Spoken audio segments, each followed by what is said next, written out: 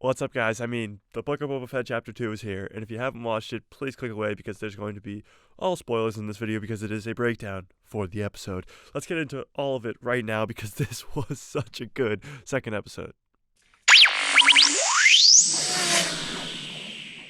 So to all the people out there who didn't like episode 1 because you thought it was too boring or there was no cameos or blah blah blah, it wasn't like Mando episode 1 where there was Grogu at the end, it wasn't like Mando season 2 episode 1 where there was Boba Fett at the end, you don't need a cameo. And this episode right here proves 1000% that you don't need a cameo to make an episode of a show awesome. This was one of the best episodes of any Star Wars show ever, better than most episodes of Clone Wars, most episodes of Rebels, most episodes of Mando Season 1 and Season 2. I would honestly put it up there against the finale of Mando Season 2 as such a great episode. I honestly think that Mando Season 2's finale probably is a little better just because Luke Skywalker.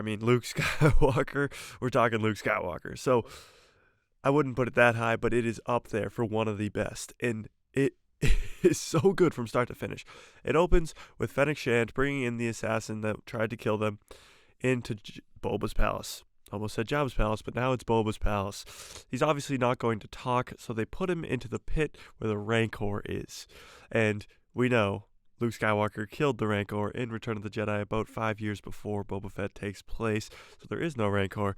But this guy doesn't know that, and you get that feeling of like, oh my god, a Rancor might actually come out, but at the same time, you already know he's dead, so whatever. But the assassin doesn't know that, and he's scared, so he's like, the mayor sent me, and then no Rancor, idiot. So they go to the mayor, and the mayor didn't send him. The mayor kills him and says, thanks for sending this guy in, because they aren't allowed here. And you still don't really know who sent the assassin. You kind of assume that it's the Hutts because the mayor tells him to go back to the cantina from episode 1 and ask what the hell's going on. So he goes back to the cantina, asks what the hell's going on, and she says, the twins. And you're like, holy crap, who are the twins? And then she says, they're here for their cousin's land, pretty much. Cousin, the Hutts.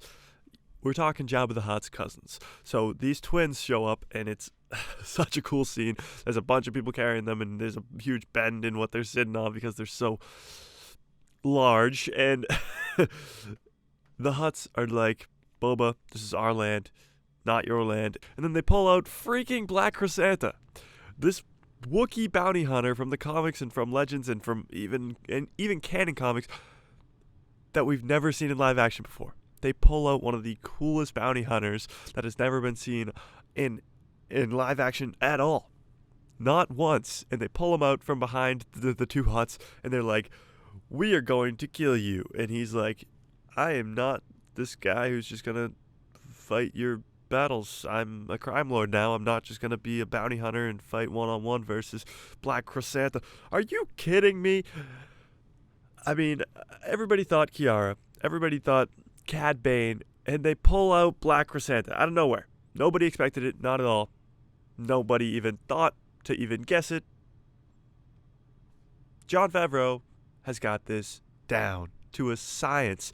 Nobody expected it, and yet here he is, and it is one of the coolest cameos. I mean, I've seen it in a long time. So the Hutts leave because bloodshed is never good for business, and they're like, watch where you sleep, bounty hunter, even though he's not a bounty hunter. And he goes back to the Bacta tank. So that means flashbacks. And a lot of people don't like the flashbacks because they're like, oh, Tuskens don't even speak English. The Tuskens are stupid. It's already happened. You're stupid. You're stupid.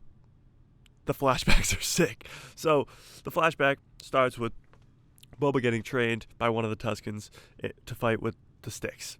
So it's pretty much, how did Boba show up in Mando Season 2 and kick the crap out of these stormtroopers so badassedly that, like, how did he get that training? So this is how he got the training. He's training with the Tuskens. And then this train comes by. At first I thought it was a Krayt Dragon. The noise it made kind of sounded like a Krayt Dragon, but whatever. This train comes by, and it's the Pike Syndicate. We've seen the Pike Syndicate in the Clone Wars. We saw it in Solo, the live-action movie, and we've seen it in Rebels. It's a crime syndicate that smuggles spice or trades spice. Spice is just a drug, like a drug. And they trade spice, and it's a very expensive thing, and they just go through the sands of Tatooine, and they're making sure that the path is clear by killing off these Tuskens. I mean, Okay, whatever. Obviously, a bunch of Tuskens die. Boba's not excited about this at all. He's very saddened because they've taken him in as one of their own. And they burn the bodies. And Boba says, look, I know how to defeat this train. He takes a blaster, he takes one of the sticks, and he goes into and finds this bar where the pirates were. The pirates that we saw in episode 1 that took the water tax from the moisture farm. These same pirates that were on the speeder bikes. He goes and finds them, beats the crap out of all of them. Literally just absolutely destroys them. One of the coolest badass scenes ever. He shows up, doesn't say a word, takes a drink, goes and then leaves. Takes all their speeder bikes with him and teaches the Tuskens how to ride them. One of the funniest scenes is just watching the Tusken try and jump from speeder bike to speeder bike and miss so many times. It's hilarious.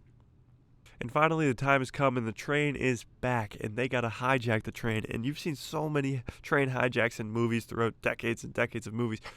But this is one of the coolest. You've even seen it in Star Wars a few times, like in Solo, the movie. Again, this episode did have a lot of like Solo vibes, you know? But this was by far a cooler train hijack. It was so sick. The Pikes in live action are awesome, by the way, but the Tuskens fighting the Pikes is so sick, and Boba taking over, and that droid that controlled the train, that was so cool. He's still alive out in the sands of Tatooine, so new favorite Star Wars character. After Boba takes down the train, and all the Pikes are held hostage, the Pikes are like, so you gonna kill us? And he asks for the leader, and he's like, look, Tuskens own this land. They own the Dune Sea. They've been living here for so long. They own the Dune Sea, so now you have to pay them to use it as passage. You can't just go around killing everybody. So he says, look, you're going to have to start paying them. They are actual people, and the Tuskens take him in as one of their own. They give him this lizard that goes up into his brain and gives him this crazy trip, and it's one of the coolest scenes. I mean, you get flashbacks to Attack of the Clones when little Boba's running around Kamino and you see the Slave One take off with Jango in it. But you also see other flashbacks, like again him holding his dad's chopped off head in his hands, and he grabs this stick off of a tree that's in the middle of an ocean. It's wild. But he brings back the branch, and it is now his new stick, and he literally forges it, and it's just awesome. And then you see them around the fire at the very end of the episode, and it is epic. Such a cool episode. I mean, from Black Chrysanta to the Hutts to Boba hijacking a train with the Tuskens, and the Pikes own the train. I mean, it doesn't get much more Star Wars than this. It doesn't. It's this pure Star Wars at its finest. Cool robots, cool cantina scenes, the Hutts, the Pikes, the crime syndicates, the Tusken Raiders. It's so awesome. It's such a good time to be a Star Wars fan, as I say over and over and over again nowadays, because it's awesome. And this is only episode 2. There are 7 episodes. We are just getting started. We haven't even seen a lot of what people have rumored to see, like Kiara in the Crimson Dawn. I think this is probably one of the last flashbacks we might get. We might get a whole nother episode 3 that might have some flashbacks, but I think we're going to lean off the flashbacks. I mean, more than half the episode today was flashbacks. More than half the episode last week was more than flashbacks. So we're going to get a lot less flashbacks, I feel like, because we've gotten to the point where we see him in Mando Season 2, where he has become one of the Tuskens and learned how to fight like them. That's how we see him in the beginning of Mando Season 2. That's how he shows up. So I think all the flashbacks are over.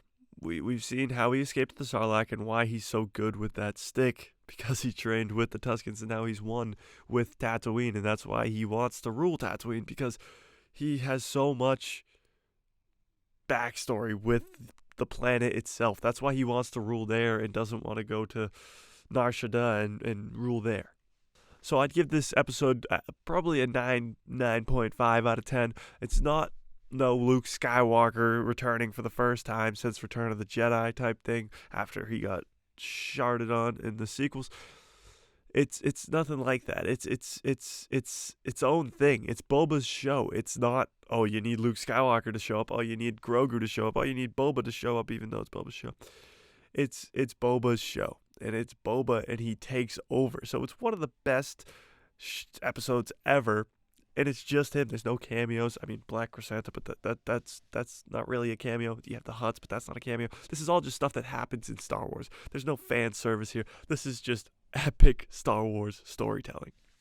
And again, we're just getting started. So smash that like, hit subscribe, and hit that bell if you want to be notified every time I post a video, because I'll have videos coming out all throughout the week breaking down Boba, and obviously a breakdown every week on Wednesdays, breaking down every episode, because this is going to be so good. And for all of 2022, we're going to have Book of Boba Fett, Obi-Wan Kenobi, Andor, and Mando Season 2, and maybe even Bad Batch Season 2. And then we got Ahsoka the next year. It's non-stop, so don't miss out on any of it. Smash that like button, hit subscribe, and hit that bell. And may the Force be with you always.